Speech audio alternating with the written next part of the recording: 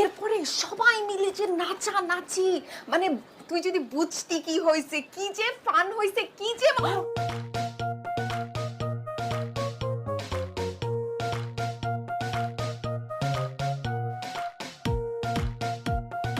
Sorry sorry sorry ভাই, ব্যথা পেয়েছেন? I am really sorry, extremely sorry.